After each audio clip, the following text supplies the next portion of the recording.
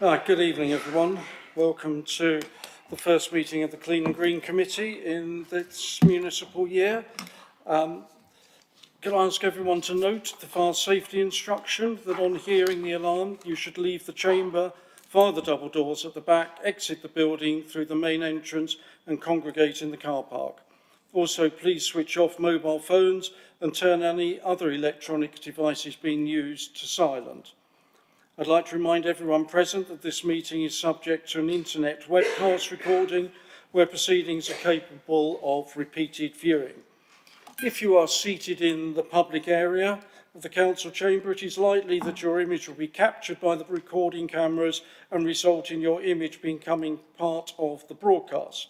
This may infringe your human rights, and if you wish to avoid this, you should leave the public seating area of the council chamber and move to the upper public gallery. If members are for any reason not present for the whole debate on an item, you should consider and seek advice as necessary on whether it would be appropriate for you to vote on that item. May I remind members to declare any interests when this item is raised on the agenda. Can I also take this opportunity to welcome the new members of the committee, Councillor Haigh, Councillor Nicholson. We're pleased to see you here, and I hope that you find your membership of this committee rewarding and a positive experience. Just to let people know how I like to run the committee, because I can see there are some non-members here. The way I run it is not dissimilar to most other people. I will always call the members of the committee first, and any non-members after all the members of the committee have had the opportunity to speak. And obviously, if you're not a member of the committee, I do expect you to speak to the item and keep it on topic. I would also say, please feel free to take off jackets and ties. As you can see, I take the view that once it gets to 30 degrees, I'm not wearing a jacket and tie. So please, if you feel uncomfortable, feel free to disrobe yourself appropriately. Ms. Foakes, have we received any apologies? Thank you, Chair. Apologies have been received from Councillor Patel, with Councillor Gelderbloom substituting this evening. You're very welcome. Thank you. Are there any declarations of interest to be made? I don't see anyone rushing, so I presume that's a no. Minutes of the previous Clean and Green Committee held on the 16th of February. They begin on page 5 and Appendix A, and which lists the actions from the previous meeting, and that begins on page 11. Does anyone, first of all, do you agree that I sign these minutes as an accurate record of the previous meeting? Is that a yes? Splendid, thank you. Are there any matters arising from that or the list of post-meeting actions?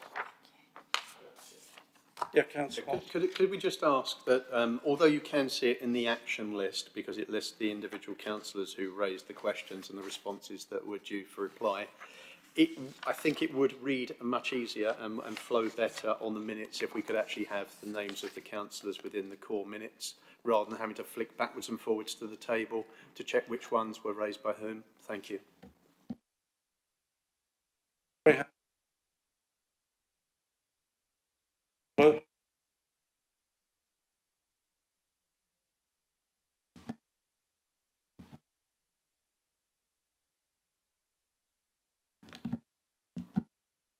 Right, come on.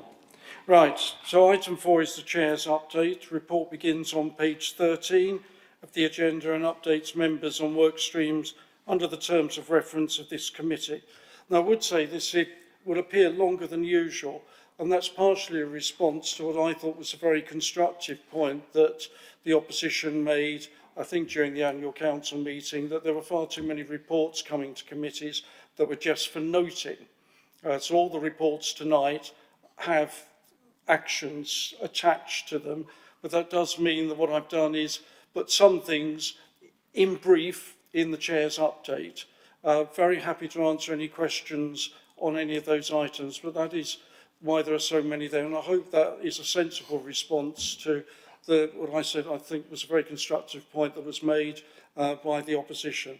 So has anyone got any questions on the Chair's update? Thank you, Chair. Just a couple of requests, if I may.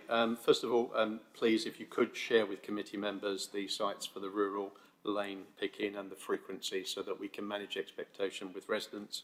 I think that would also be useful with the A12 as well, because that way we don't have to keep bothering officers with those questions. One bit that's not in here that would be quite useful is outside of this meeting, is it possible to give us an update to all members of this committee and also ward members in relation to Hare Hall Shaw?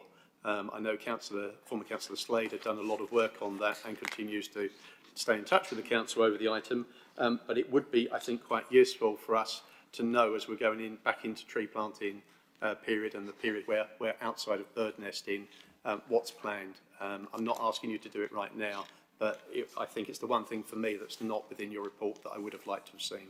Thank you. Mr Aldridge, we're happy with that, aren't we? We've had conversations about it. I know the work is ongoing. We've kept on top of it, but I take your point. We should be sharing that more widely.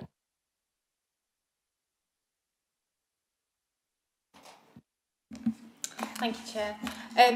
Councillor Barber just picked up a couple of things that I was flagging as well. It would be really helpful to have a list of those litter picking sites just so we can be kept informed, and on the A12 as well.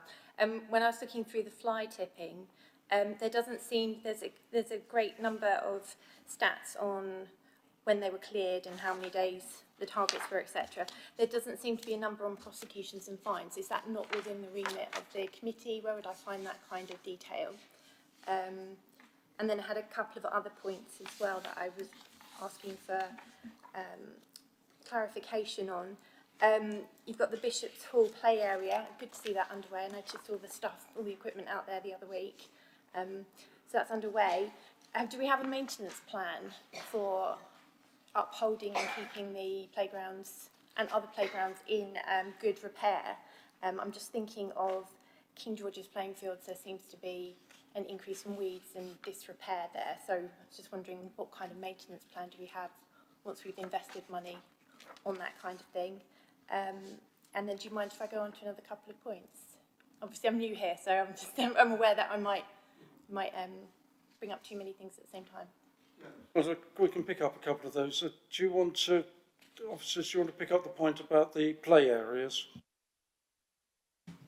Thank you, Chair. Thank you for the question. So, the answer is yes, we do have a maintenance plan.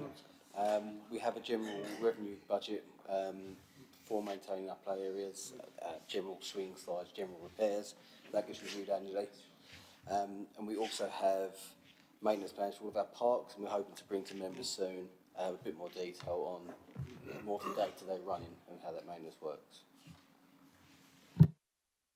I can answer some of the points about the fly tipping and fines. I've got them here, and we'll put them into the minutes. We've issued over the last year 100 £400 fixed penalty notices, £2,000 fixed penalty notices, and £300 fixed penalty notice for duty of care offences. There has been one successful prosecution, and that the sentencing is due tomorrow. So we're able to seize the vehicle there. There've also been 527 fixed penalty notices for littering, and we continue to be where we can identify people, and it is getting harder because the perpetrators are getting smarter. They know that we go through the rubbish to see if we can find an address, so we can find out where the rubbish came from, and then thus track down the perpetrator of the fly tip. So that's making it a bit harder. And I will say this publicly, we are reluctant to take them to court because the courts are not very supportive. The Local Government Association did an excellent report a couple of months ago which highlighted this problem. The average fine issued by a local authority is £626. When it goes to court, the average fine is £539. There was one case where Chelmsford Council recently issued fines for £300 after each prosecution, and added £400 to that for additional penalties for late payment. They went to court and it was reduced to £80. So we need more support from the courts if we are going to be effective in fighting fly tipping. I know people often, I see it on social media, say, why aren't there more prosecutions? That is the reason why, because we don't feel that pushing them to the courts gets us the support. Also, we don't get the money. If we find them, we get the money and we keep it. If it goes to the court, even if they reduce it, they keep the reduced amount, and there are court fees involved as well. So that's where we are. But where there are really serious cases and we are able to take further action, like seizing a vehicle, and when the offence is so serious that we think the court take it seriously, we await the sentencing tomorrow. I believe it's at midday, I think one of the officers said earlier on. Is that correct, Mr. Ellis? Yes, Chair, I think that's correct. Hi.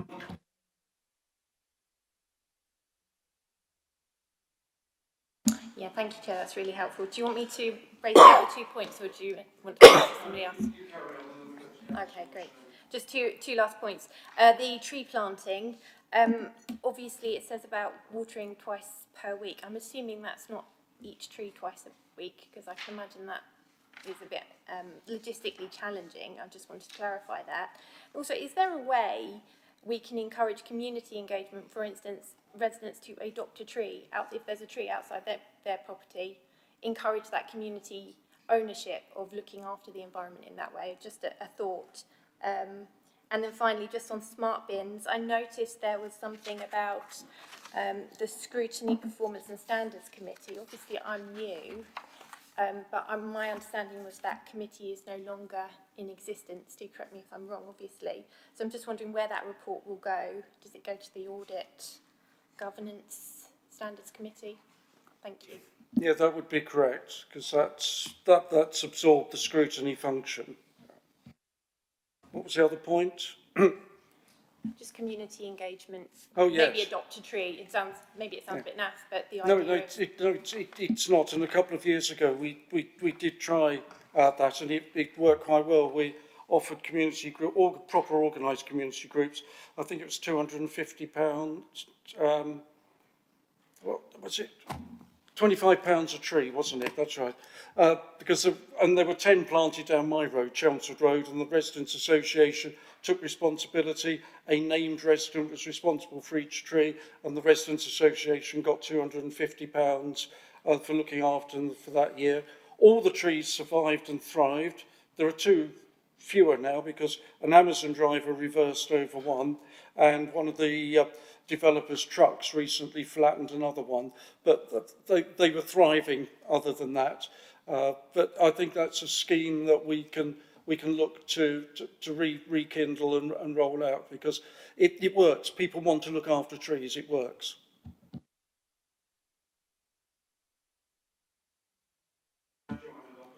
Yeah, just to point out, actually, parish councils do organise watering the trees as well in the rural wards.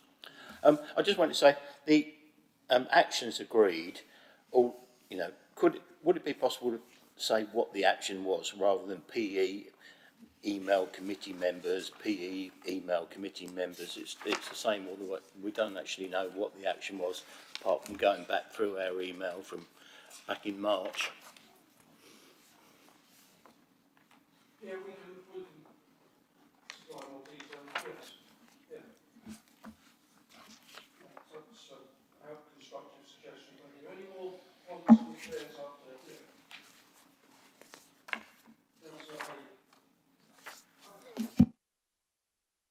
Yeah, thank you, Chair. Really, following on from Councillor Nicholson's question on fly tipping and your response, which I think articulates the difficulties we are suffering as a council in apprehending offenders. The number of prosecutions is obviously disappointingly low, but you have explained the difficulties that are faced in actually identifying these issues or the perpetrators.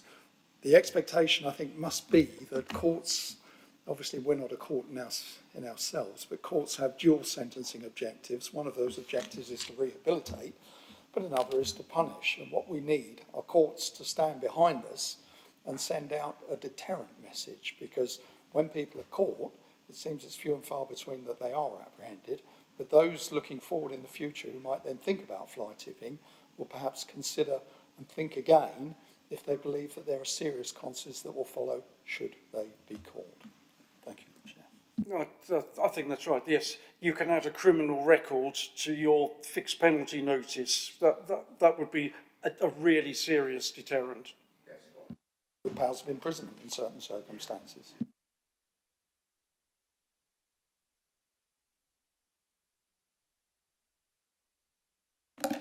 Thank you, Chair. Just a very quick thing. The first item in your report is rural lanes litter picking. Obviously, we saw some good work done on this earlier this year. From memory, Doddinghurst Road, Blackmore Road and Burnt House Lane were amongst the ones done. You say you're happy to share the list of roads with committee members.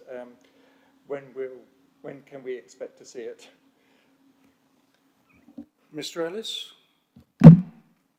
Yeah, I have the list, so I can get it out within the next week. Thank you. Anyone else with any questions or comments on the Chair's update? Nope. I'll move rapidly on to item 5, the environment strategy. It begins on page 17 of the printed agenda. Ms Watkinson, do you have anything to add? I think you're going to give us a little presentation on the report. Page 17 it says here. I've only got the electronic version, so I'm only... Yeah, the electronic version doesn't have page numbers. Thank you, Chair. So yeah, the key thing I wanted to highlight is that, as I outlined in the report, we're looking to develop a cross-party working group to support collaborative delivery of the 10 priority actions that are outlined, and the Chair will send an email with further information shortly. And I'm just happy to take any questions. Right. Any questions? In that case, I will move the recommendation. Well, I'll move the recommendations first, and then we'll take comments and questions. The recommendations, they're there to approve the environment strategy as attached to Appendix A to the report, and to establish a cross-party working group to inform and support delivery of the 10 priority actions, and to monitor and evaluate progress. Do I have a seconder? Yeah. Reserve your right to reply. Yeah, I reserve my right to reply. Yep. Thank you. I think it was Councillor Nicholson had her hand up first? Yes, thank you, Chair. I just wanted to highlight the fact that King George's playing field was down as a council success. I would disagree with that. Some of my fellow members ran a kind of informal audit recently, you may have seen it, about the maintenance of this. So bearing in mind it's had about £13 million development about 5 years ago, it certainly didn't look like it was in good spec when we had a look at it earlier this year. So I would just challenge the fact that it's down as a success at this moment. Obviously, we think there's room for improvement. And also just to recommendation 1, it will become as no surprise that from the Reform Party we would not want to support the environment strategy as it is, because we feel it's got far too much net zero waffle, but that would be no surprise to you. So just wanted to add that. Any other members of the committee at this stage? Councillor Barber. Thank you, Chair. Obviously, a year ago we had a similar conversation about the strategy then, so it will come as no surprise that I oppose the environment strategy of this council because of the climate emergency declaration that it made, and I continue to do so because I'm not going to suddenly flip my position on that. A couple of things, if I may. I noticed, by the way, you under the pesticide section, you list Hutton Recreation Grounds as being one of the areas where it was trialled. That was actually withdrawn at the kind agreement of the council leader and the chair at the time, Councillor Aspinall. So that was not included, and that, please, ought to be corrected because it's actually incorrect. Having said that, there are many items, and I hope you would appreciate that where we've come along to the working group, we've tried to be constructive and seek out where we actually agree. I think everyone around the table believes in planting trees across the borough. We are quite happy to support the investment for solar panels above the Brentwood Centre. There are many things where we do come together. The rate and the speed of how we use council resources to implement change across the borough on our estates is something which is up for debate and something where we don't have unanimity. So on this occasion, respectfully, I'm going to vote against the recommendation. But there are many things that I do support, but because I only get to vote one way, I will be voting against. Thank you. Councillor Kendall. Thank you, Chair. Not a member of your committee, but thank you for allowing me to speak. Wanted to come along really because I saw this item, a couple of other items which I feel quite strongly about. Just wanted first of all to say I welcome the environment strategy. I think it sent a clear statement to the residents of Brentwood as to where this administration stands on environmental issues. I'd like your assurance, Chair, that we are certainly not going to go down the route of Essex County Council in terms of their net zero strategy, which is to scrap their strategy as such, which I think is a very backward step. So if you could give us your assurance tonight, that would be very, very helpful. I think what we should do is really highlight the positives that have taken place. As you can see in the report, it says between 2018-19 and 2025, we've reduced carbon emissions by 78%. Perhaps we should remind the leader of Essex County Council that this can happen at our level of local government, and it could certainly happen at a county level as well. We've also made some big borough-wide energy demand, has seen a 16% reduction as well, and we've made some good advances on the EV charging points. So I think there's a lot of positive things in this strategy, Chair. I think there's a lot to commend what's been going on. The other thing I'd like to say is Henry Musk, one of your team, one of the staff, I'd like to thank him for the work that he's doing on the business side of things, where he's doing these environmental audits with local businesses.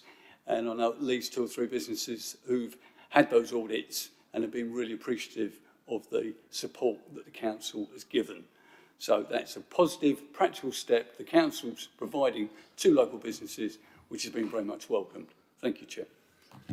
Thank you very much. I think it was Councillor McShane, I think, had his hand up next. Yeah, I've always been against the hydrated vegetable oil, HVO. I know in agriculture there is loads and loads of problems with it, in blocking up filters, the bacteria and everything.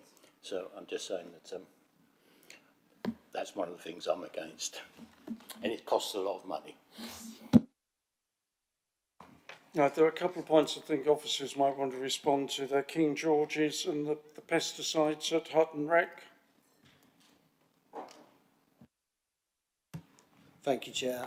Yes, Councillor Barber, you are correct. I'll take responsibility of sharing the wrong information with Heather, but you are correct there. The King George's, so there has been, yes, I agree, earlier in the year, there was I'll say a bit of confusion over what was the responsibility of the leisure provider and what was the responsibility of the Green Spaces team. But we've resolved that now. So that's where some of the additional weed growth was coming from. No, thank you. Do you want to say anything at all? Yeah, well, only briefly. I find myself agreeing with just about everything Councillor Barber said, which perhaps isn't a surprise. However, I agree with 98% of what this proposal says. And even on 2, you know, it just says it's enhanced. There's no net zero there. The overall aim isn't to, in some way, stop China from polluting the earth. This is just what we can do locally, so that's why I'm in favour of it. And just to follow up on that, locally, I think I'm very proud of what we have achieved, as Councillor Kendall says. We're 78% of the way to achieving our net zero carbon footprint for the council by 2030. That's a huge achievement. There's people, sceptics, say you can't achieve it. Well, we're showing you can. If you've put your mind to it, it is achievable. And it's not massively expensive. I know Councillor McShane always queries the HVO costs, and I know he's got all of those. But the extra costs were within the margin of the reserve we always have for the fluctuation of diesel prices anyway. So we never had to break into the additional budget that we put aside for HVO. And we chart the HVO costs, and I can tell you, because I see the spreadsheet, there have been a couple of times recently with all the volatility in fossil fuel prices where they've flipped over, where HVO has been cheaper than mineral diesel. And so one thing we've done is we've taken ourselves away from that volatility. That's a big plus. We've reduced our carbon footprint, and also we've reduced pollution, as you will see in the report. Pollution levels in Brentwood, nitrous oxide, which is a very harmful pollutant to people who have respiratory problems, it's been reduced by 25%. Now, the HVO in our trucks would have made a big contribution to that, because in residential streets, they were probably the most polluting vehicles going down those streets. Other things would have made a contribution. More people having electric vehicles. We will benefit from what's been done in London with ULEZ.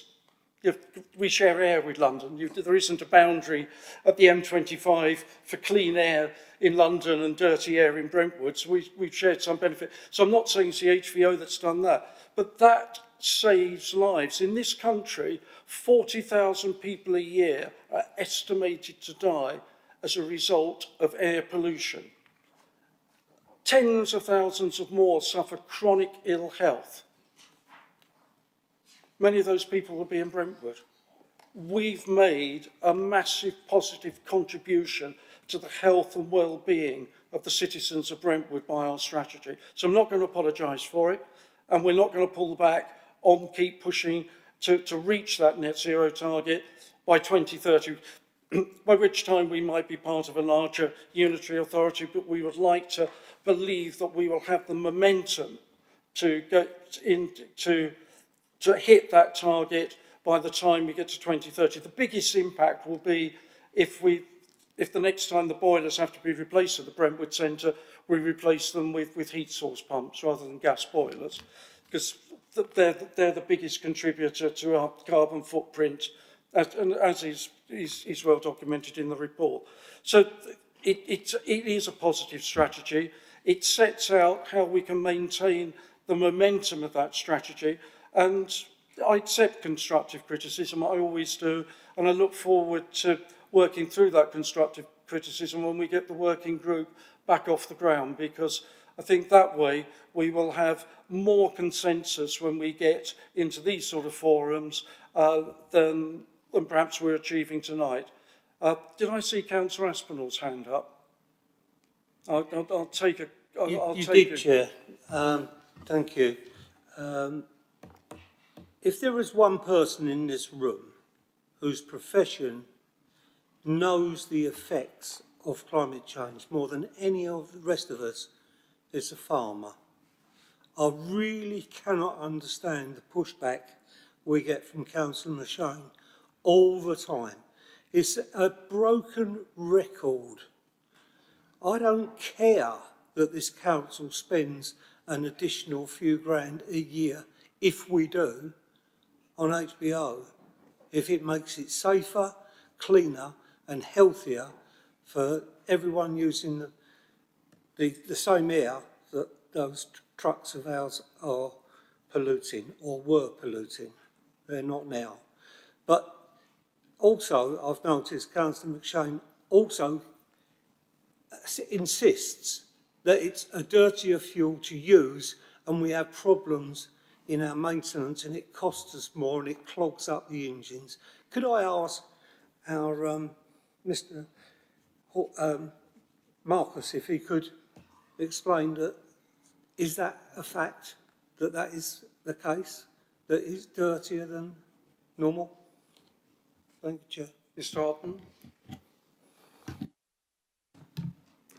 I'm not currently aware of any problems. I mean, I will go back and speak to the fitters again. I did share some scepticism, to be brutally honest, with this approach, but as far as I'm aware, we've had no problems at all. So it's been a positive experience, but I will ask our fitters again for some clarification.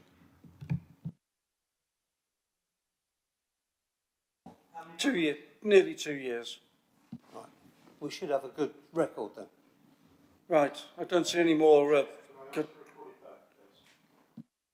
Yeah, have you got two members? Okay, Ms. Folkes, over to you then.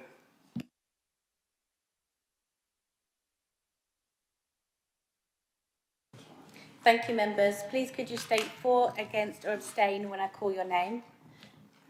Councillor Walsford? For. Councillor Baldock? For.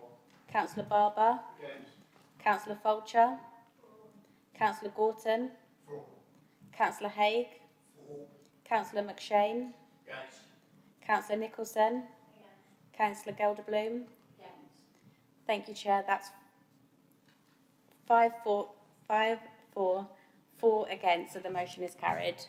Thank you very much. Right, we'll move on from the environment strategy to the contract for transport and treatment of mixed recycling materials. The report begins on page 37 of the agenda. Mr. Ellis, do you have anything to add? Yes, please, Chair. I just thought it would be helpful to highlight section 1.3 of the report, which shows around £239,000 was generated from the materials that we collect for our dry recycling service. In addition to that, there's a recycling credits payment that we receive from Essex County Council, and that comes in around about £570,000.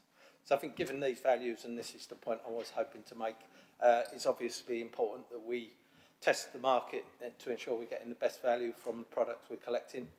Hence this report recommending go ahead for the procurement exercise. Thank you, Chair. Thank you very much. I'll move the two recommendations. They're quite long, so I won't read both of them out, hoping to take those as read. Do I have a seconder? Thank you very much. Anyone that wish to comment on this report? Councillor Gorton.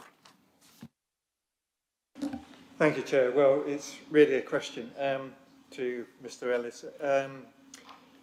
It says in the report, para 1.1, the contract is for a period of 3 years with the option to extend for a further 2 years, and the total value is estimated to be in the region of 1.2 million. I assume the 1.2 million is for the 3-year period, not the extended 5-year period. And how does this tie in with local government reorganisation, bearing in mind there won't be a Brentwood Borough Council in 2 years' time, in 3 years' time? Mr. Ellis, would you like to answer those questions? Yes, thank you, Chair. The value is for the full term of the contract plus the extensions, which is procurement guidance. So we followed that. And LGR is covered off in the terms, or the impact or potential impact of LGR is covered off in the terms and conditions that we work with Essex Procurement Partnership to draw up. So I think any potential problems that could be brought as a consequence of that will be dealt with by way of novation or other ways covered off in the terms and conditions of the contract. Thank you, Mr. Ellis. Thank you.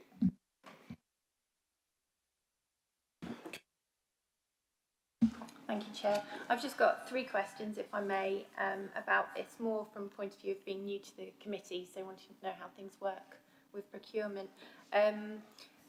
yeah, the dry recyclables is down as about 239,000. Do we have the figures for all the, I'm assuming that's not the only recycling kind of stream, do we have the figures for all the other streams of income from recycling? And will taking it out to market, will that give potentially the ability to make more income for the council from that process? And then also, 4.1 says it's anticipated that the new contract will be met from existing service budgets. Is that, how confident are we? Do we definitely know that?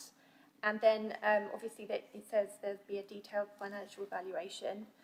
If it doesn't, if it's estimated to be over the 1.2 million that is estimated to be at the moment, does that come back to the committee? What happens in that, the occasion of the estimate being different once you've run the figures? Thank you. Do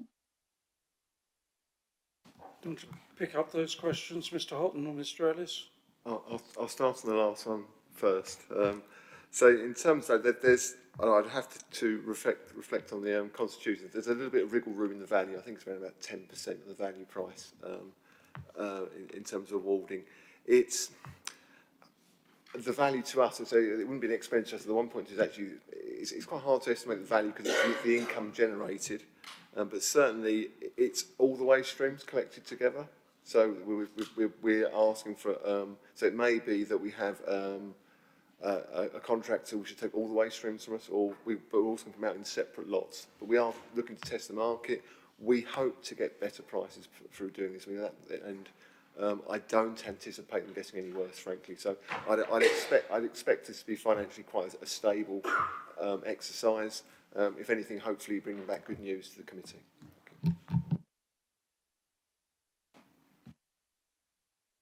Councillor Barber. Thank you, Chair. It's a general question, really. Obviously, this topic is a little bit, if you pardon the phrase, dry. However, it's the general principle. Obviously, the committee approves the commencement of the procurement process. And my question is, what is deemed best practice for awarding the contract? Because obviously we're awarding the contract to 3 individuals, and with no negatives towards any of those individuals, bring it back to the committee. It sounds like better governance in general to reconfirm the recommendation from officers. Why are we on contracts which are, millions of pounds, not taking the time and the effort to bring them back to committee for ratification by the committee? Because obviously, frankly, with a report that would have a recommendation to say, this is what we suggest, this is the best one and why, it can be done in pink if it's confidential. Why are we delegating authority to decide? That's my question, please. Mr. Houghton. So the contract procedural rules are fairly restrictive, so we are governed by those anyway. So I would say that there isn't a great deal of latitude in what can happen in terms of the award of the contract. I mean, certainly it is in a committee's gift to wish them to come back to committee. The only thing I would say is that at times it's the timing of that committee, and so you can end up stretching out the procurement process. I wouldn't say indefinitely, but certainly for a longer period than is ideal. So in commercial terms, it is better to procure and then award the contract fairly quickly afterwards. If you begin to prolong that period, then you may find yourself in a position where you're unable to award that contract and you start the whole process again. There's that risk. So it is usual to go perhaps to committee once rather than twice for that reason. So some councils like to go at the end, some councils like to go at the start. I think it's the better way to go. It is at the start of the procurement process. But certainly the contract procedural rules do create a high level of control. I mean, certainly it's the chief legal officer as well that has to underwrite that as well. Thank you. Go on. Thank you, Chair. So would there be a financial point at which it would become almost mandatory to bring it back to the committee for approval? Because I'm just a little bit worried that we're almost behaving more like a cabinet-based system. And one of the strengths of the committee is you get to hear all different types of views on whether we should do a particular course of action. So is there a financial limit above which it should come back to committee, best practice? I would have to go back and look at that limit. I mean, certainly it's below that limit at this stage, but I'd have to go. I think it's 5 million, but I would have to go and check for you, Councillor Barber. Can I just reassure you that if it comes across my desk between committees and it doesn't look right. If it suddenly significantly over what we anticipate, if I see something that in the process that makes me feel uneasy, then I would be referring it either to the legal officer or back to the committee. So, just because it says the chair will, it's delegated to the chair, does not mean that the chair signs things off willy-nilly. Yes, I can't see any other hands, so can we move to a vote on this one? Can I see all of those in favour of the recommendations?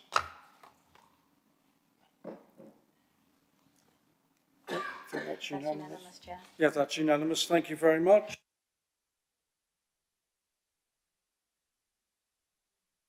Other contract, the fleet maintenance contract, begins on page 43. Mr. Ellis, do you have anything to add to this one? No, thank you, Chair. Right. Anyone got any comments or questions? We'll move the recommendations. In that case, again, they're fairly long, so I won't read them all out. There are two of them, and I thought of them. Second, reserve the right to speak. And I saw Councillor Nicholson's hand first, I think. Thank you, Chair. Sorry. I've just a question again, trying to get to grips with how this all works. There are a lot of things in this contract that seem to be like measurements of how the contractors are fulfilling their obligations. And what mechanism do we have for monitoring that? Because I couldn't see that there was a mechanism. Obviously, lots of points, but I'd just like to know how do we monitor the service performance? Thank you. KPIs, Mr. Houghton. So, sorry, it is just a summary of an overview of the T's and C's, the terms and conditions of the contracts. I mean, the maintenance is actually on site as well, which really helps with monitoring, but it makes it a little bit easier to monitor. But certainly, we'd expect reports back from on a weekly basis that go into our sort of operations manager and supervisors to sort of manage against. And so we set those targets in terms of, there's, with this new contract, going to be a digital process, so we actually have to be able to track when a vehicle goes into the sort of depot to be fixed, when it comes back out, those sort of things. So we should have those reports being generated. It is a new contract for us as well. It's a fairly casual affair, ad hoc affair at the moment, so we do want to tighten it up, and that's why these KPIs are being introduced.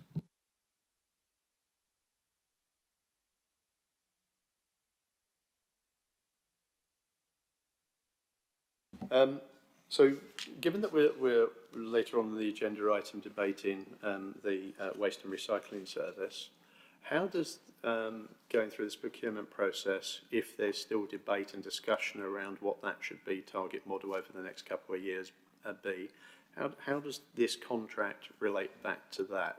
You're doing a process, normally that process is broadly static, not subject to too much change.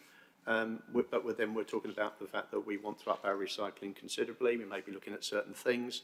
They're all conditional things, and yet we're doing a procurement process for a new fleet of vehicles. How does the two tally? I'm sure you've thought about it, but if you could explain it to me, I would really appreciate it. Sorry, it's not procuring, it's maintaining existing fleet. So it's not buying new vehicles, it's actually the annual maintenance of the fleet. So should we want to change that fleet, that procurement process is not going to be negated or fixed in stone. It's going to have the flexibility within the contract discussions to still allow us to adapt. That's correct, yes. So there's actually going to be like a bill of quantities and a schedule of rates within that contract. So we're even putting contract vehicles in there, prices of vehicles that we do not have but we may anticipate to have in the future, to allow that flexibility, so that we'll have prices against different scenarios and maintenance scenarios within there. So, you know, it should allow that flexibility.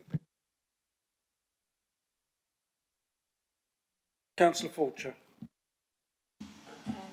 I was just going to ask, our choice of fuel for the fleet, does that have any bearing on the cost ultimately of the contract?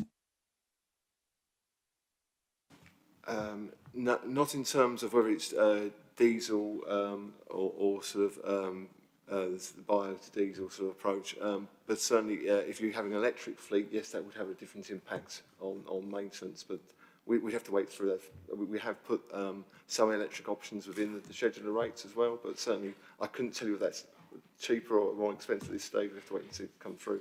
But you would anticipate there would certainly be a different cost to maintain an electric vehicle than would be to a sort of diesel equivalent. Thank you, Mr. Hart. Any other comments or questions? No, in that case we'll move to a vote. I've moved the two recommendations, have been seconded. Can I see those in favour? That's unanimous, Chair. Thank you, that's unanimous. Thank you very much. We move on to item 8, the Pilot Waste Collection Scheme conclusion. Begins on page 51. Mr Houghton, do you have anything to add? Nothing further to add at this stage, but happy to take questions. Right, I will move the recommendations. There are 5 of them, so I won't read all of them out. I think they're all clear and logical. Do I have a seconder? Right. Do I see any hands up? Councillor Gorton. Thank you, Chair. I'm quite confused by the chart, the graph on page 54. It's headed Tonnage and Recycling Rates Pilot Scheme. And then you've got 2 y-axes, 2 vertical axes on the left and right hand side, but there's no indication as to what they are. And also you've got 7 series plotted in different colours, and again there's no indication as to what they are. Can we have a brief explanation of what this chart is actually showing, please? Yes, please. Certainly on the left-hand side, where it goes up to 12,000, that's the tonnes of material that are collected. The right-hand side reflects a percentage recycled. So you can see the 7 series, which is the green bars, is the amount recycled.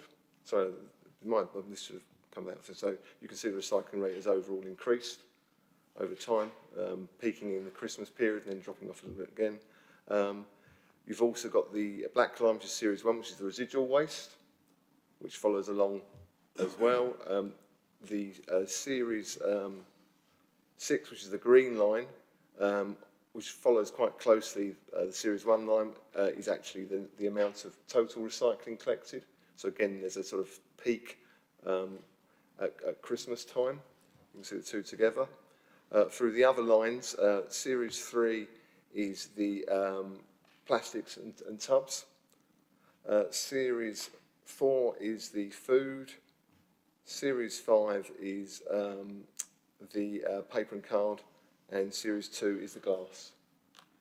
So I did recognise this about 10 minutes before the start of the meeting, so it's been pulled through. My apologies.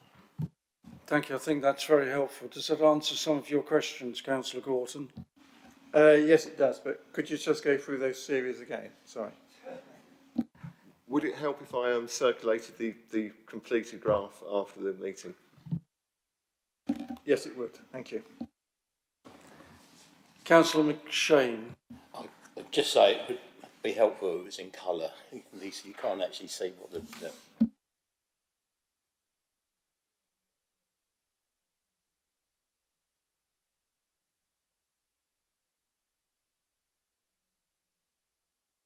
Councillor Nicholson. Thank you, Chair. I'm just wondering on recommendation 2, there is the written commitment from Essex County Council. It doesn't look like it's set in stone. It looks like it's just a proposal. What happens if you don't get that 800,000 funding? That's why we've shaped these recommendations in the way we have. So the challenge, so look, we had the trial and it showed that changing some of the moving parts, particularly the frequency of collection of residual waste, has an impact, a very significant impact on recycling rates. I mean, it says it's a 12% uplift. That's from 34 to 46%. In my language, that's a 1/3 uplift. But we can see that it works, but we know that if we were to contemplate rolling that out across the borough, because one thing that did work well, and the people in the Ingatestone trial area are still using them, is giving everybody a 180 litre wheeled bin for the residual waste. That was very popular. People are still using them, so that's a big tick. However, 35,000 of those cost an awful lot of money. So there's a capital cost involved if you made that change across the whole borough.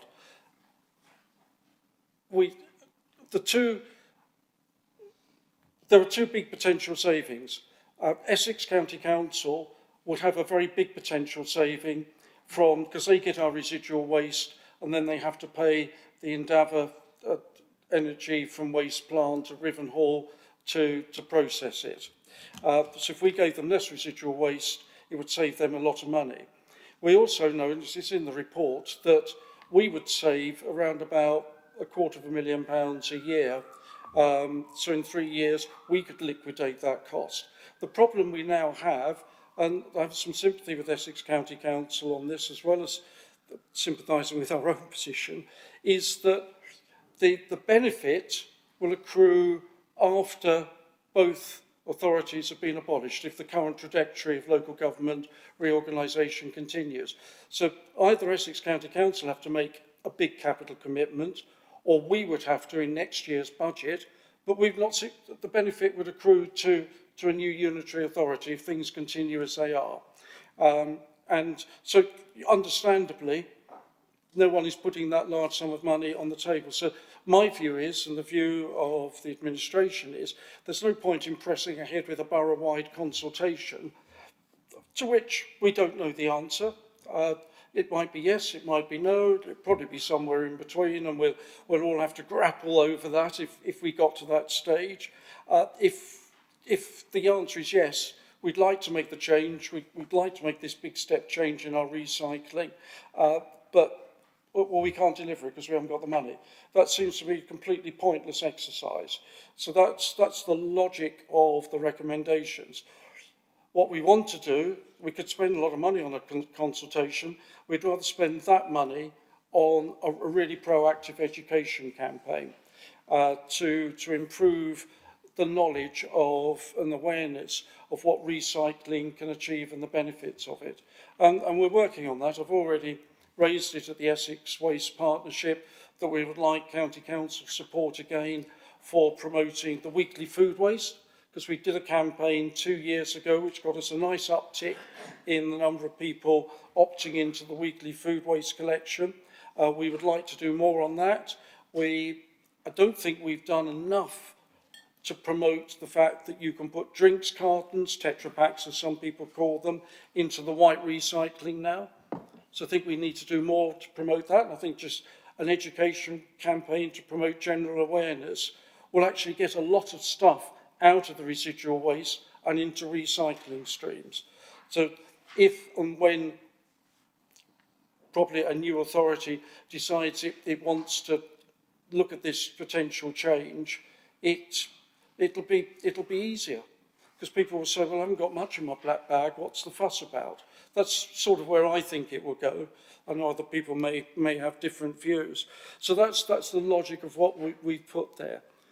We don't want to waste time and energy, and frankly, we know will be a lot of hot air. We're not naive about people campaigning to protect weekly black bag collections.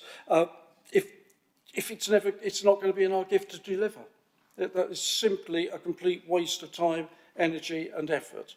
So that's why we've set out what we've done. I would really, really hope that we can have cross-party support for these recommendations, especially the campaign to raise awareness of the benefits of recycling, because I think there is a lot we can do. We are the worst in Essex, let us not forget that. We're at the bottom of the league table. We're in the relegation zone. That's not somewhere where I like being. I want to get us out of that before we end up in a unitary authority. Councillor Barber and then Councillor. Thank you, Chair. A couple of things. I think I was told repeatedly when I said that the administration was going to propose moving to fortnightly black bags, that wasn't necessarily on the table, and wait and see, councillor, and I was basically accused of saying something that was factually incorrect. And of course, after the election, we now are in the situation where we're looking at reducing the service that our residents receive. It's no surprise that 69% of residents said they preferred a physical container to contain their black bags. Of course they would. Foxes, wanting to leave it out a few hours earlier, especially if they're elderly, they're going to want the security of that. I also think, to be honest with you, I'm a little bit surprised at the 100 people or so that offered an opinion that they preferred the blue and the white bags over actually having bagged recycling items, because to be honest with you, I remember back to that ridiculous leaf blower advert that I think the council put out all those years ago when the scheme was introduced, saying these bags won't blow down the road. Well, they certainly do blow down the road. I'm not going to name the councillor that was filming that, but that was incorrect information. They're all across the road in the windier days in Hutton. And I do think that we are left with a lot of detritus down the road once the bin men have been, and I do think that that might be worthy of looking at to see whether we can get bags which are environmentally friendly, but that can actually contain that decant problem, which we currently have. But I'm certainly not going to be voting for anything that's going to reduce the service. We said that we actually had a much higher recycling rate under the current scheme when it was first introduced. I believe that when you introduce any scheme and you modify it, so we're trying something new, you get more compliance and adherence to it because people are trying to work out what to do, and by its very nature they comply with it more readily. But gradually over time, if it's not reinforced the message of what they need to do and where our current recycling rate is, if you ask the average person on the high street how much gets recycled, they wouldn't have a clue. The number, you do a council magazine through the door, and yet the residents don't know the recycling rate for Brentwood. So if you want to encourage someone to do something, you've got to tell them where we are currently and where we're trying to get to. And it's all about stick or carrot. And to be honest with you, I think we should be using more carrot to encourage people, to educate them, to inform them, to advise them, not compel them. So I'll be voting against this, and I would also request a recorded vote on this item, please, Chair. Thank you.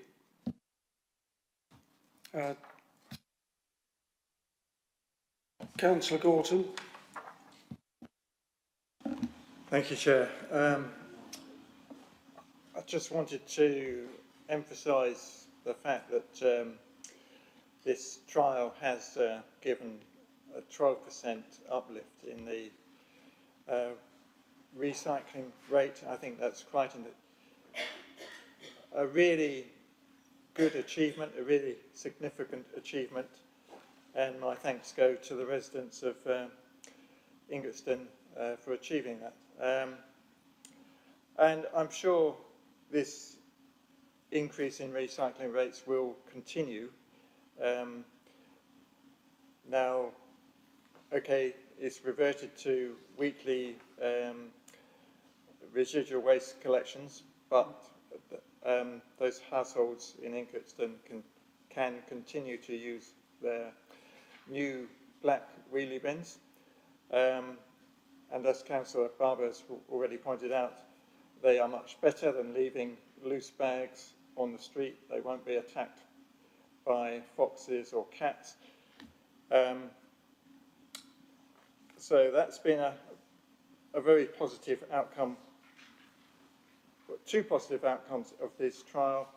The most important one is the increase in recycling, and secondly, the fact that 500 households have now got decent black wheelie bins for the residual waste. Thank you.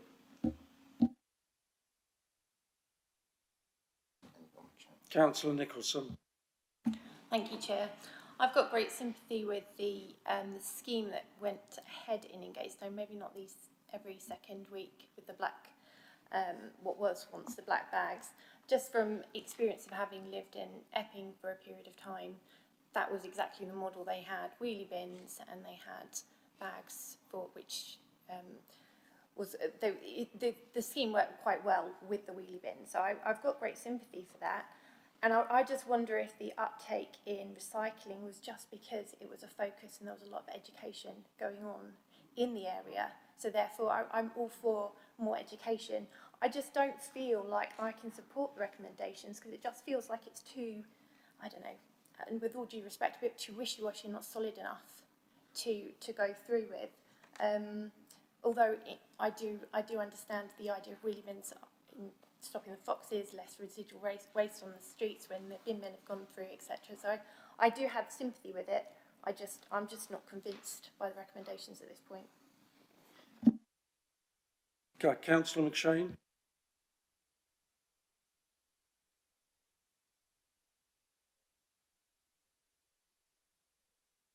Then I think we'll move to Councillor Kendall. Thanks, Chair. Again, not member of your committee. Thanks for allowing me to speak. It's interesting hearing the live version of some people's views on this issue because I've seen all the leaflets, all the bits and pieces, and they've obviously caused a fair degree of confusion, particularly during the recent local elections. Personally, I think we still welcome the fact that you've got a 12% increase in recycling rates in the waste pilot. And I think that's congratulations to you, Chair, and to this committee for making that move. Because people like myself, I had some concerns, as you know, I raised them with you, quite open about it. And I think you answered my concerns and you addressed that. The comment has been made tonight about recommendations being wishy-washy. I can't see how they're wishy-washy at all. They are very, very clear. It's very clear that if we do not get a written commitment from Essex County Council to fund an extension of the pilot, okay, across the borough, it ain't going to happen. It is as simple as that. And we as a council will not be going out to consultation on any scheme if we haven't got that commitment. If I've got that wrong, Chair, I'm sure you'll tell me, but that's very, very clear there, and I think it sends a clear message to Councillor Barber and to others as to where this administration stands. I think in terms of what's actually happened, there have been some positive things. There is a much greater awareness now that whatever happens, whatever scheme we have, you can have weekly collection of your food waste. No one's been denied that. You just get a caddy. So even if we extended the pilot scheme, you could still have weekly collection of food. And I think the problem is because a number of people still put all their food waste into black bins, the black bags, they're not fully aware sometimes that there is this option. And if they were more aware, then I think a lot of people would opt for that. So that's why I'm delighted you've got the other recommendation about the advertising awareness. I think that is absolutely fundamental. And to take Councillor Barber's comment about we need more of the carrot, yes, of course we do. And that's what the advertising campaign is. As far as I'm concerned, it's creating far greater awareness as to what is on offer to residents. And if residents do want a caddy, they should be able to get one. And there shouldn't be any issues with that. So I think it is clear what we've got there. We will get a definitive answer. If Essex County Council don't want to play ball, then the pilot doesn't get expanded, or it doesn't even go out to consultation, and won't get expanded. It's as simple as that. But thank you, Chair. Thank you very much. Mr. Baldock. Yeah, I just wanted to say that even in the unlikely event that we get £800,000 from Essex County Council, it would then have to go to consultation. And this consultation is just one paragraph here, but I have to say, unless there was an emphatic majority of our residents who said, we want, this is me personally, an emphatic majority of our residents that said they want to go to weekly collections, then I would not be supporting it. And because I think our council taxpayers don't see a lot of benefit for their council tax. And the bins, although it's only a fraction of the money that they spend, it's the bit that's visible to them. And I think they deserve as best a service as possible. But, like I say, if we don't get R2, we're not going to R3. So, and the wording of R3 would also be really important in order to vote in favour of it at the end anyway. So that's the only reason I'm going for it. Yeah, I think I just pick up some of the points. Yeah, of course, as Councillor Baldock says, this is sequential. If we don't get what we've asked for in R2, we're not even going to R3. And if we did get that far, then the terms of the consultation would come to this committee before they went out to the public. So you can accept that assurance as well.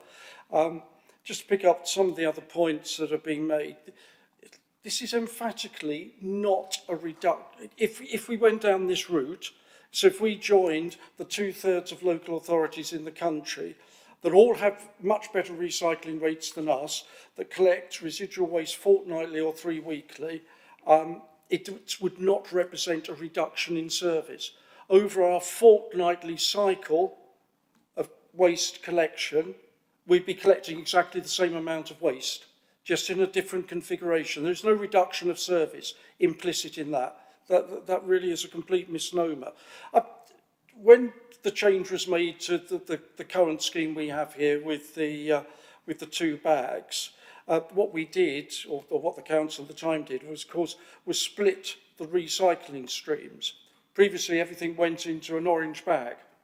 Mixed recycling. Under the government's simpler recycling policy, they require us to separate the waste streams. And actually, that does produce better quality waste, which goes back to the report we saw earlier on, which is why we get so much money for our recycling, because it's better quality, it's not cross-contaminated. However, the disadvantage of doing that is that it's actually not simpler. If you say to people, these are all the things you can recycle, they can all go into one bag, that's a bit simpler than saying we actually got to sort them out into different bags or different bins. So it's a swings and roundabouts thing. So that's where we are. There are 1 or 2 other things that we can look at. No one's brought it up tonight, but I know if Councillor Russell was here, he would. Is absorbent hygiene products. In Braintree, where they've just gone to 3 weekly residual waste collection, what they're doing is they're providing a separate bag that will be for absorbent hygiene products that will be collected in the 2 weeks when the residual waste is not collected. That's potentially quite an interesting thing, and one that if we were to say we're going to look at consulting on a borough-wide scheme if we got this money, that's something I would suggest we had a look at. But we're not at that stage. Until we've got the money, we're not going to be able to. It'd be just crazy to waste the money on a consultation, which if we got a yes, we couldn't deliver the change of service in response. Of course, we'll use the Borough magazine to promote recycling. I've already got a page booked in the next issue to promote recycling, to tell people where we are, why we are where we are, what we want, what every one of us can do to help improve that. And as I said, hope that we can also get support from Essex County Council for another campaign to promote the food waste recycling, because I think that's a really key element in this. So we can move the dial, and it does require education, and that is the carrot. Long before I doubt if we will get the chance to contemplate what Councillor Barber describes as a stick. I don't think it is a stick, but we do accept that it makes people think about what they put in their black bags. Some people may think that's forcing the issue. Personally, I don't. It makes people stop and think. My guess is in the less than 2 years we've got, let's be honest, we're probably not going to get to that stage. It's not going to happen. So I really would urge all parties here to support these recommendations, particularly because they include promoting a borough-wide campaign to promote recycling. What is not to like about that? Why vote against that?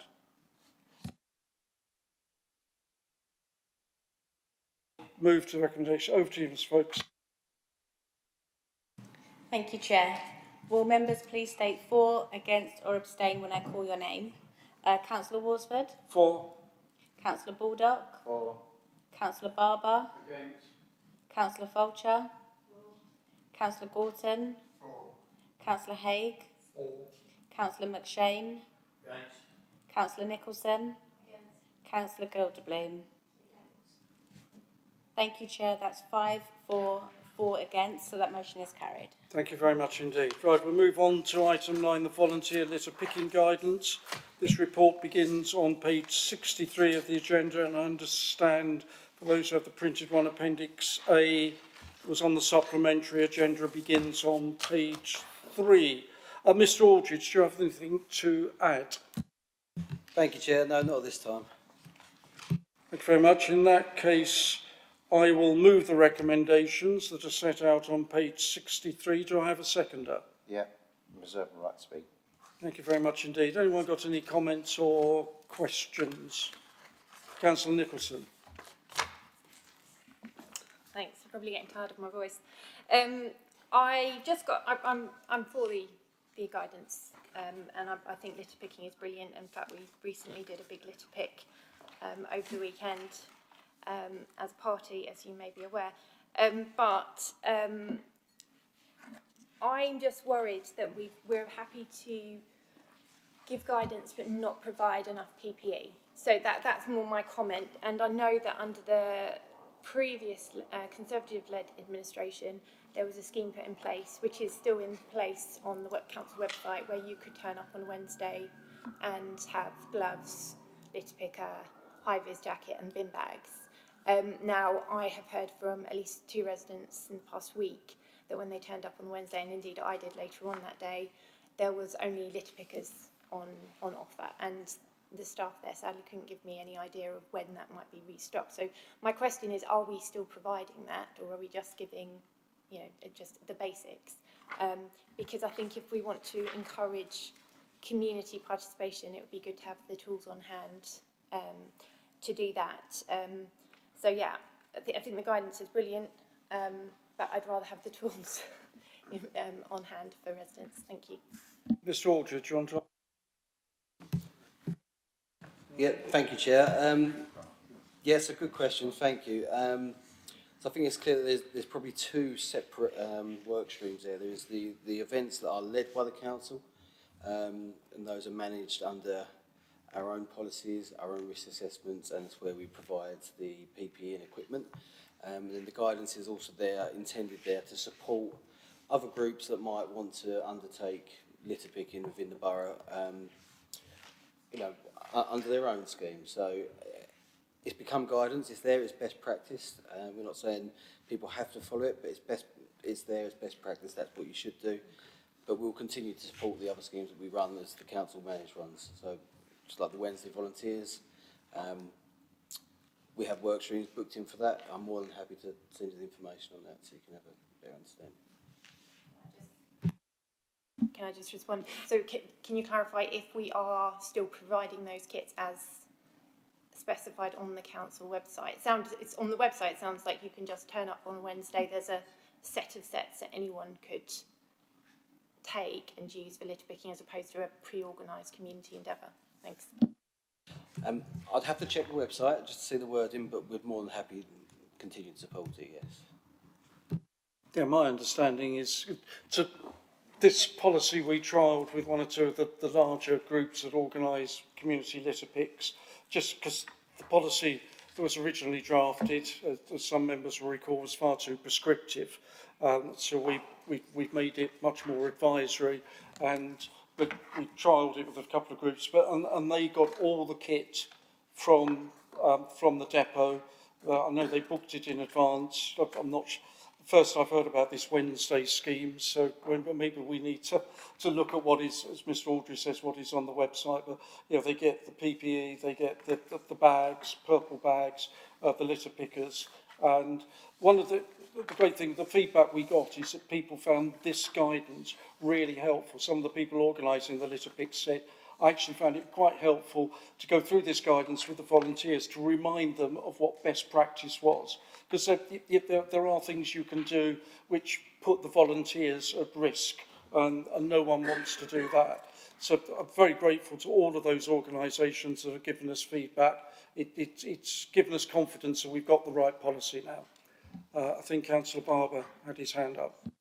Yes, thank you, Chair. I should start with saying, obviously, like many of the people in this chamber, I take part in litter picking, in my case with Long Ridings Residents Association.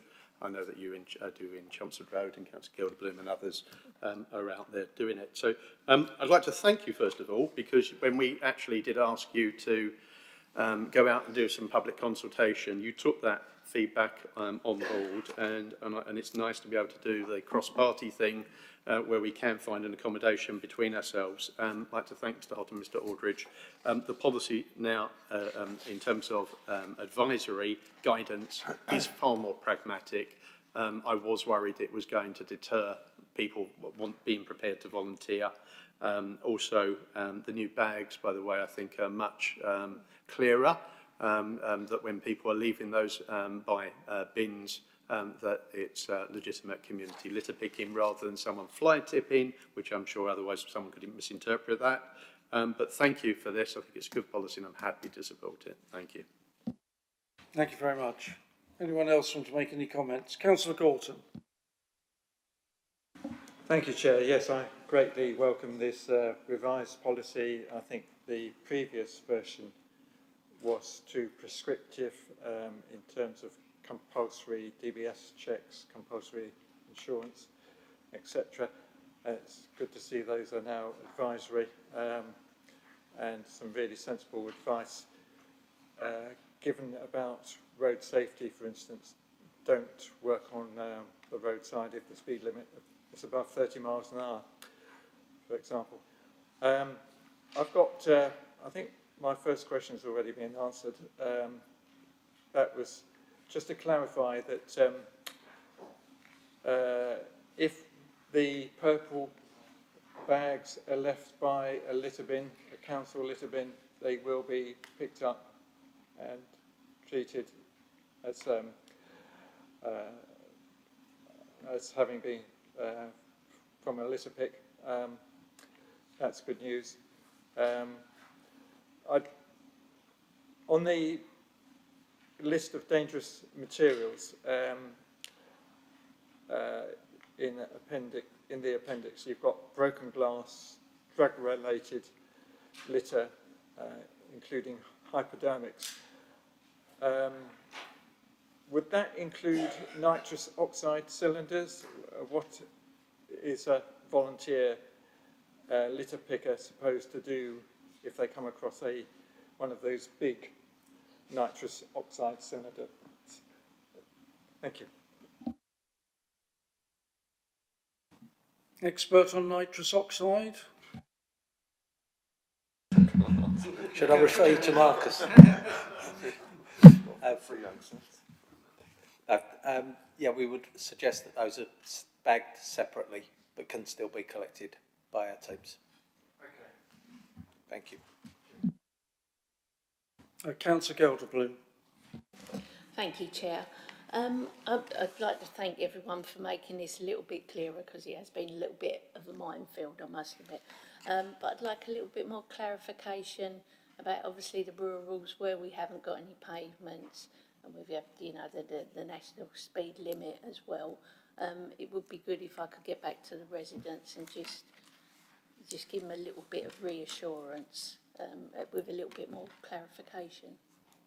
Thank you. Would it help if we came down and met you in person on site at all to have a look at some of these areas in a bit more detail? I think it might be easier than going through it in detail here. Thank you.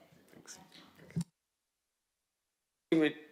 We need to make it very clear to residents which areas we consider are too dangerous for a community litter pick, but be very clear that we have a programme for litter picking those with our team that is trained to work on those in those hazardous roads, because they are hazardous.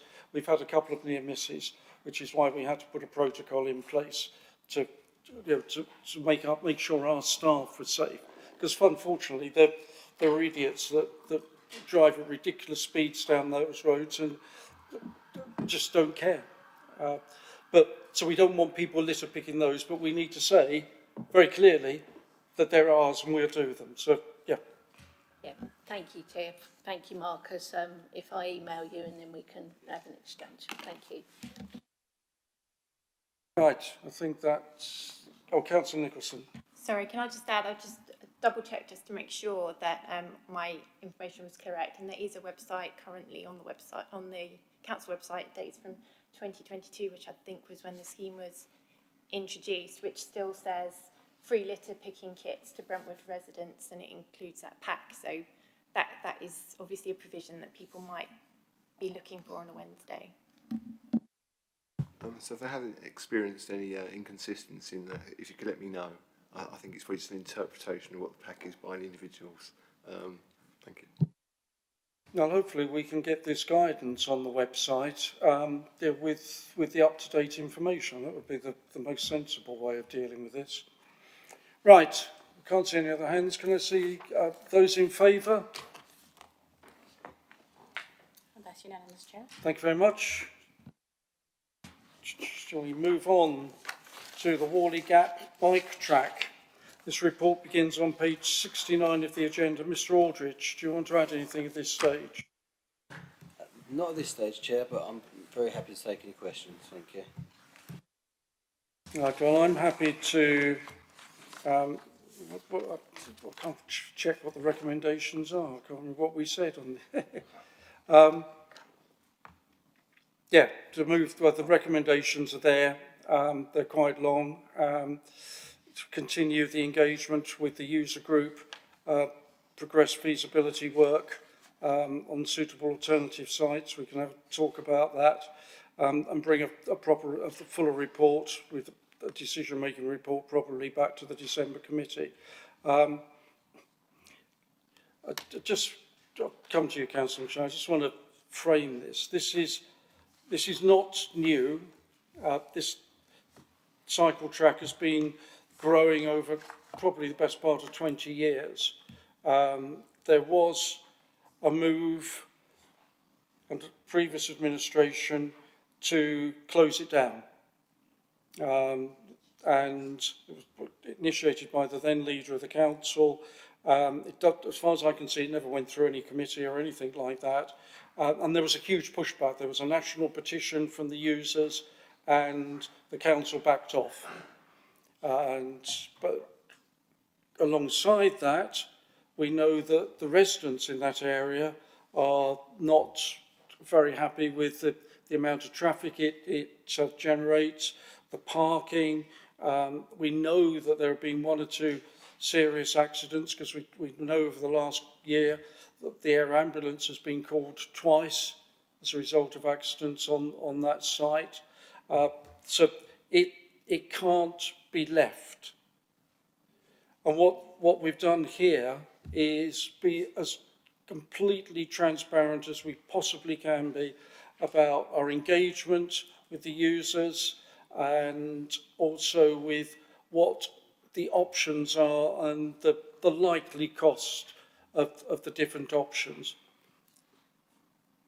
I welcome members' views on how we should proceed, what they think of those options, what other questions they've got, and because I'd like to think that we can move forward with a consensus about how we should deal with this, because it isn't an easy one. I think Councillor McShane was first, yeah? Yeah, this is common land, but who actually owns it? You know, what I'm thinking is the council has got no jurisdiction over this land if it's common land, which is, do you know who the owners are? No, it is owned by Brentwood Borough Council. It is owned? It is, yeah. Right, anyone? Councillor Gorton. Thank you, Chair. In recommendation 1, it's mentions engagement with the user group. Who exactly is the user group? Is that a named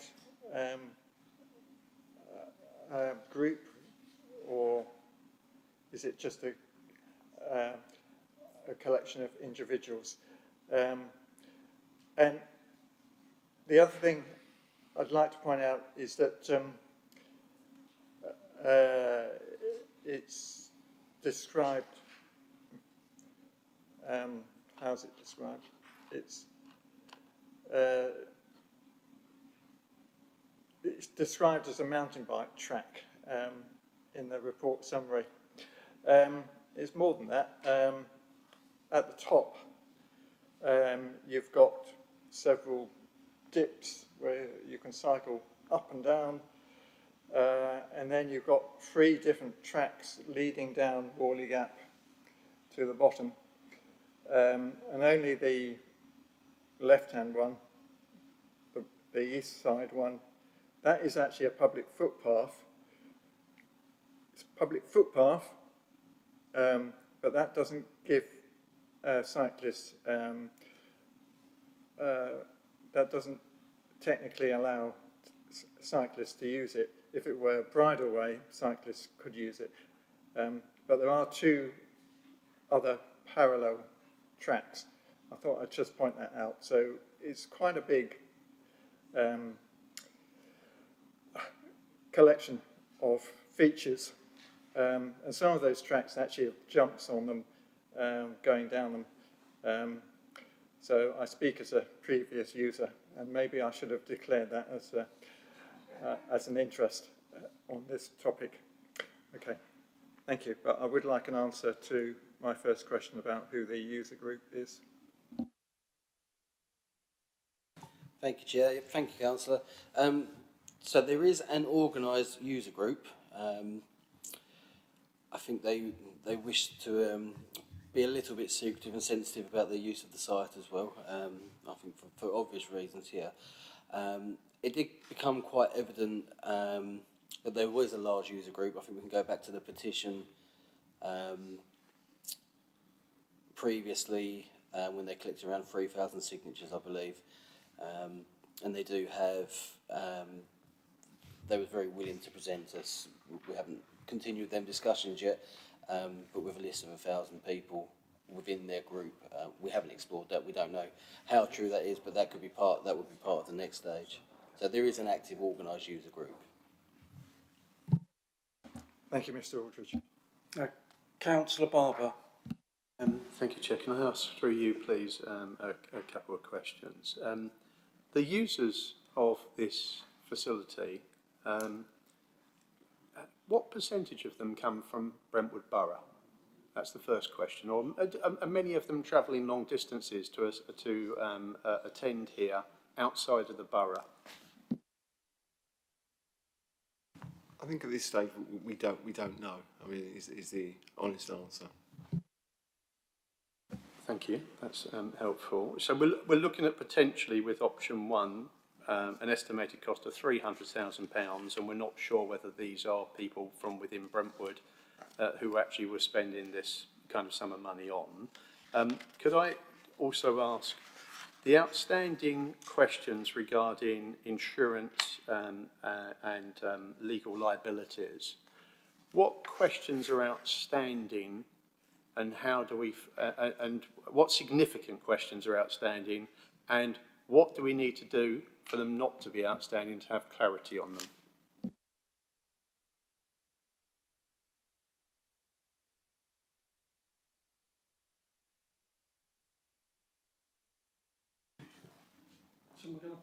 Sorry, it's just finding the paragraph in the report. So where's firstly outstanding questions? Just explain myself. Within the report, there's a lot of things which say that there's ambiguity on legal and insurance matters.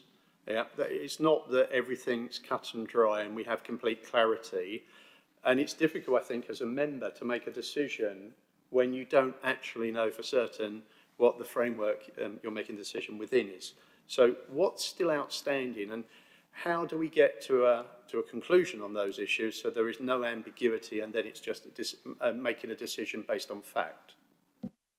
Okay, I think so. Some of it is my cynicism around any sort of challenge. So I think it's almost like in terms of let's say a claim against the council. It's only as good as that claim, if that makes sense. You're only knowing when it's tested truly how strong a position you're in. I think that's my concerns around proceeding with any sort of thing. I think that there is that ambiguity. I think insurance companies will always give you some ambiguity in their sort of legal framework. You know, you won't ever get that certainty. That's my view. You'll get something that's 90%. Saying 100% an insurance company can underwrite something, I think is quite a flippant view to take in terms of the sort of conditions of each claim can be different. So, you know, it's on a case-by-case basis. I think until that case is tested, would you say that we're in a completely defendable position? I think the other aspect is around that we're looking to get, I think the site as it is cannot remain, it would have to be managed to some degree, I think is what we're saying in option 1, and so you'd expect there to be some modification to that site into a point where it's acceptable to the views of an MTB, a motor, sort of a bike expert. So you have consultants out there that will design tracks with a views of that they're manageable and within sort of the realms of safety. At this stage, we haven't had that assessment done of those tracks because we don't see the point in doing so until we know what we could possibly or possibly couldn't keep. So it is slightly sort of a vague answer. I think because there are so many options as well, it's trying to bottom out what we're actually going to do with the site. So I don't want to bring in someone for an assessment until we know quite what we're going to do with that site. And my final question through you, Chair, is regarding recommendation, part D, sorry, apologies. Do you have, you're looking at relocation, potential relocation of the facility.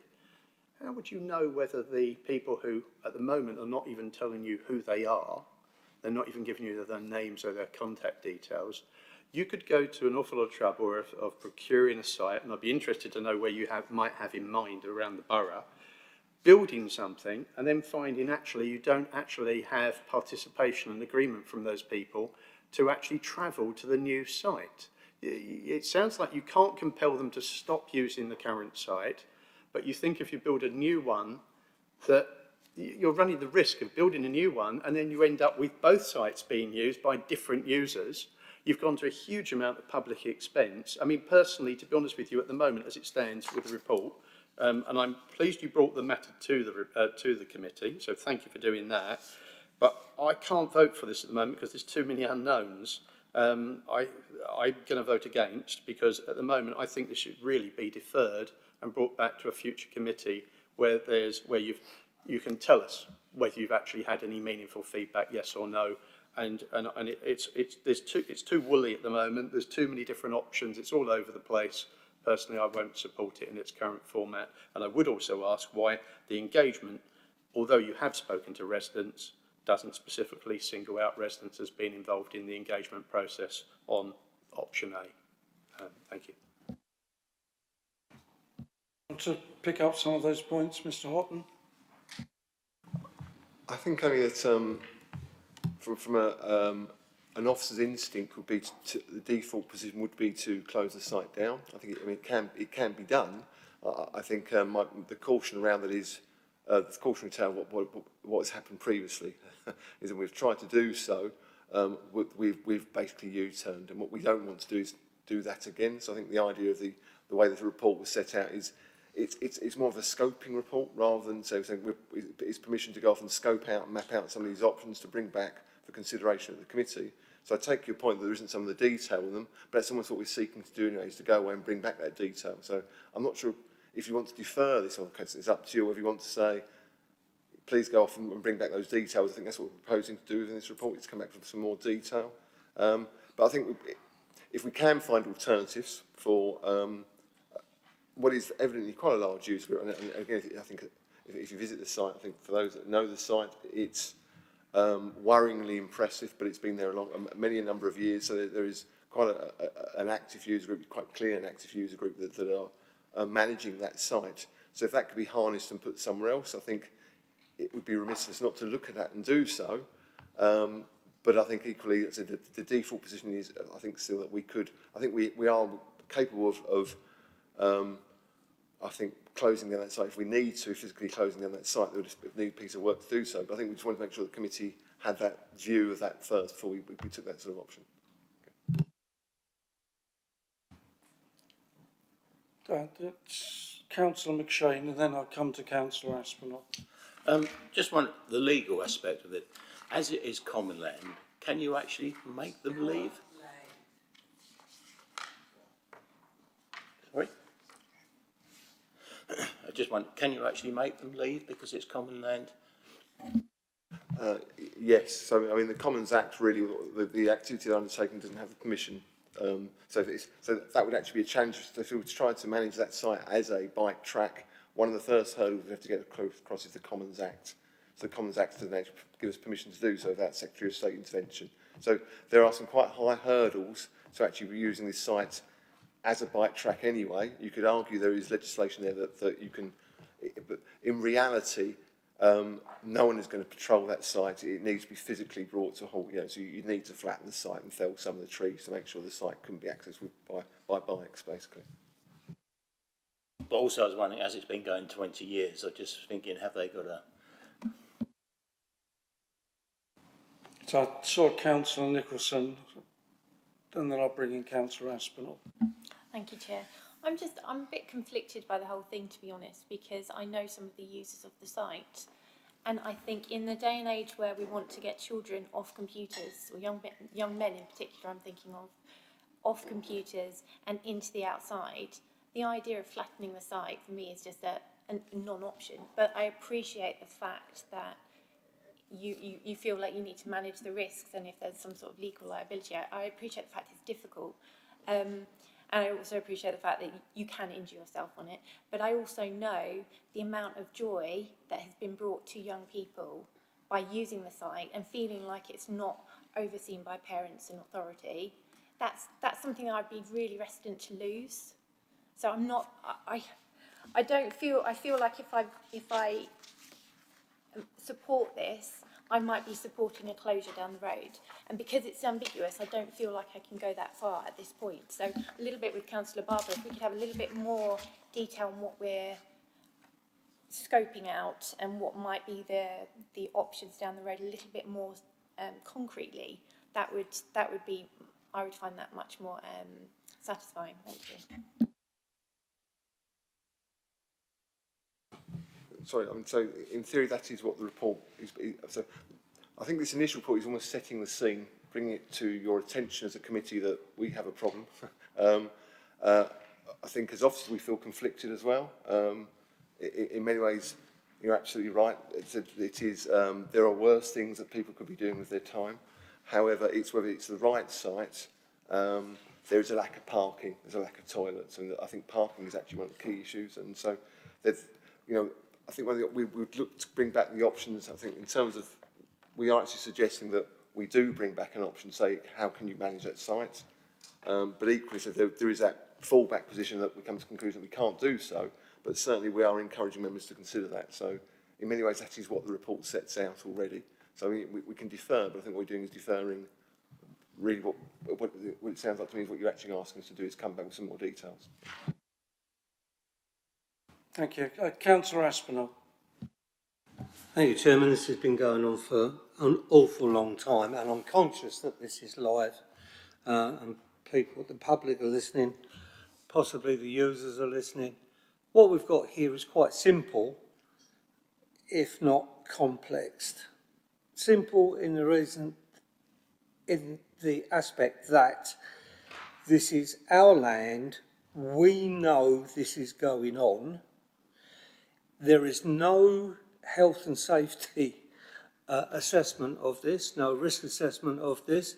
There is no way we can condone this as an authority and take no responsibility and no risk. If we was to just let this carry on, the first person that gets injured there, who's responsible for that? Because we're allowing members of the public to use an unsafe facility. This needs regularising. If we go down the route of asking how much it's going to cost us to put this in to a regularised and safe environment for people to use, it's going to cost us millions. You need to provide off-street parking, a lot, toilets, facilities, medical area, and then fencing off from the people that live off of that this track goes across their driveways. It's almost a non-starter. I think this is the wrong committee to discuss it first. I think it should go to audit or something like that who deals with our risk register and understand what we're talking about. Because discussing it now and saying it is, and I used to do things like this when I was a kid on the bike, but times have changed and the ownership and risks have changed, and we would be looking at spending an absolute fortune to regularise this and make it safe for users. I think to say that there is a need for this is confusing the issue, because yes, there is a need for a lot of things, but we don't have to always try and provide them. We may have some alternative sites somewhere, but they will have to be costed out. They will have to be financed by this council. And whilst we want young people to have a healthy exercise lifestyle, this is not one of them. To fence this off will cost hundreds of thousands of pounds, if not $1 million, for its entire length, to make it safe from the road. At the moment, you've got kids coming down this track and coming straight across Whalley Gap in front of oncoming traffic. It is a nightmare. You've heard that there's been 2 air ambulances taking young people away from that site in the last few years. It is something that we know is happening, and we have to take and bite the bullet and make decisions. That's why we're here, because we are councillors elected to make decisions, not all of them easy. And I think this needs to go somewhere else to get a proper assessment of the risk, what this council is facing, and how to proceed then. I believe at the end of the day this should be flattened for the safety of our young people that are using it. Thank you, Chair.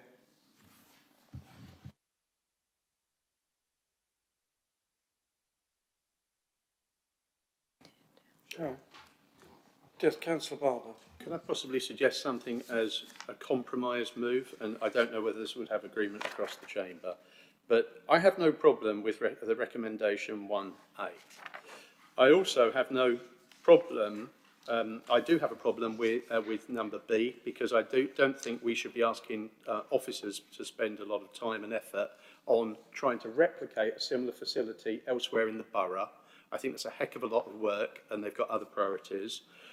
I would personally like to delete B, change the date from December to the September committee meeting, so we're getting a much quicker turnaround of the interim engagement with the user group to see whether they're willing to play ball or not, and then to remove R2. I think it gives you some progress. You've raised the urgency of the item tonight. We can then hear back at the next committee of this meeting of this committee whether there is meaningful engagement from the users of that site, and then we can take a view based on a broad range of opinion in other committees as to whether it's the right thing. At least it gets you somewhere, whereas at the moment you clearly don't have complete agreement across the chamber. But that would be my suggestion to get us one step further, bring timescale in and focus on the initial safety issues and discussion with the users. Thank you, Councillor Barber. I forgot to get a seconder, so Councillor Baldock, would you like to second it? I think you want to say something as well, yes? Yeah. I'll second it. Sorry, I like to wait till the end usually to make sure that I'm not repeating anything anyone else said or they me. I think Councillor Barber makes a very good point, and I personally don't have any problem with that. The only thing I would point out that this user group, maybe the majority of the people that use it most of the time when the kids, when the user group are at work and the kids are not, but they're not everyone that uses it. So the user group might sign all the documents you want, but then they're gonna go home for their Sunday roast or whatever they do, and then the kids will be hurtling down it without the adult user group there, and they're going to do a backflip, break the neck, and who's that user group? There's no way they're going to be able to hold them responsible, so it will fall back to us. I'm not saying that's not a risk I'm prepared to take. I've been over it. I went and had a look and did some of the very, very small bits. I support it being there, but unfortunately in this modern litigious world, I just don't, unfortunately, I can't see a way out of it. Right, so Councillor Barber, first of all, do you have a seconder for your amendment? Me? Yeah, okay. I broadly, I can accept it. As I said as I introduced this is not easy. What we try to do is, we've shared everything that we know about this. We've shared what we think are all of the options. I sympathise a lot with what Councillor Nicholson said, that you know, we want to encourage facilities like this. But this is, the excitement of cycling down it gets a tick, but it's not a good facility overall because it lacks the infrastructure and so on. Could I just suggest an additional amendment is take out the words option 1 in recommendation. So we're asking short-term continuation of engagement with the user group to explore whether a viable and compliant interim management arrangement can be established, not to predicate that to one particular option. We've set out all the options. I make no apologies for that, because those are all the options, from taking it over, spending a huge amount of money on it, to getting rid of it, and a lot of options in between. We wanted to share those with members because we value the feedback. This is not an easy problem to deal with. So I can accept Councillor Barber's amendment with my additional amendment. Does that make sense? Yeah? Also, this is the options. This isn't. Yeah, we'll come back, and I think coming back in September makes sense. Whether that gives us time to start engaging with the residents in a structured way over the summer, probably not, but we do know from ward members exactly what residents think of this. Yeah, they've made it very clear. That's one of the things that forced it to our attention in the first place.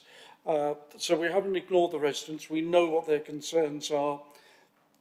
Once we have an agreed, and we will have to get to an agreed solution, then once we've got what we think might be the solution, then I think we can have a structured consultation with the residents about whether that would work for them as well as for the users, because we'll have to move in partnership with both groups. I thank everyone for their contributions and their comments. As we've all said, this is not an easy one to deal with. You know, whether if we identify an alternative site, we're going to have to find some money to realise that. You know, and I'll say it because I've said it many times. There was a site in Brentwood for the Olympics. It was going to be in Weald Park, a facility of this nature, and it got moved at the last minute to Hadley. And I understand Hadley's closing down. So before we even think about the possibility of investing in another facility, we need to understand why the Hadley cycle track seems to be no longer viable, because that would clearly be a really key consideration in any investment, potential investment we might want to make, or suggest to a successor authority, more likely where we'll be, that they want to make. So you know, I'm just sharing with you my thoughts on you know, where we could go with this, the sort of conversations we could have, and I think that there are many conversations and many options. So I think we've got an agreed set of recommendations. Do we need to read them out, or people happy? Yeah, are people happy then? The recommendation 1 will stand with paragraph A with the words option 1 deleted. 1B will be deleted completely.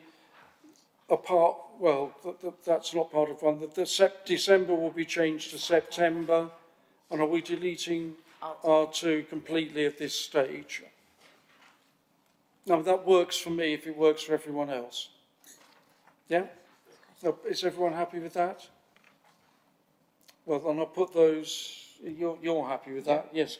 So you'll second those as well as Councillor Barber, just to make sure that we've got the cross-party agreement noted, because I think that is important. I said at the beginning I wanted to move forward with this with a degree of consensus, because if we don't, it'll be divide and rule, and that won't get us anywhere with anybody.